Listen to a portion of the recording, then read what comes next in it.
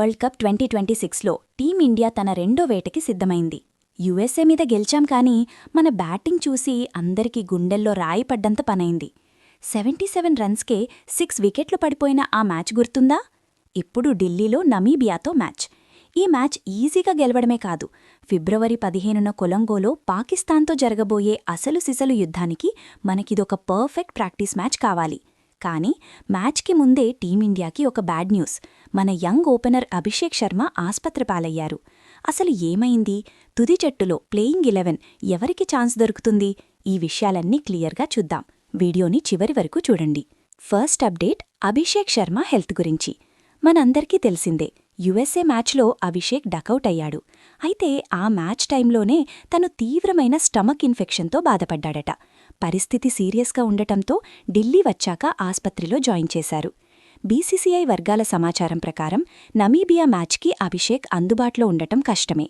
Practice సెషన్కి కూడా తను రాలేదు. మరి ఓపెనింగ్ ఎవరు చేస్తారు? సంజూ శాంసన్. యుఎస్ఏ మ్యాచ్లో అభిషేక్ బదులు ఫీల్డింగ్ చేసింది సంజూనే. ప్రాక్టీస్లో కూడా సంజూ చాలా యాక్టివ్గా కనిపించాడు. సో సంజూ శాంసన్కి ఛాన్స్ దొరికే అవకాశాలు ఎక్కువగా ఉన్నాయి. ఇక మ్యాచ్ జరిగే అరుణ్ జైట్లీ స్టేడియం గురించి మాట్లాడితే, ఇది ఒకప్పుడు స్పిన్నర్లకు స్వర్గం, కానీ ఇప్పుడు బ్యాటర్లకు పండగ. ఢిల్లీ బౌండరీలు చాలా చిన్నవి, స్మాల్ బౌండరీస్.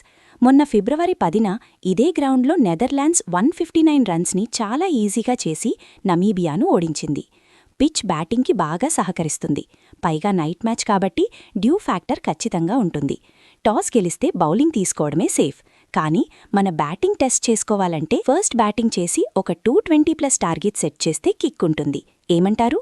మన ప్రత్యర్థి నమీబియా విషయానికి వస్తే వాళ్లని తక్కువ అంచనా వేయొద్దు.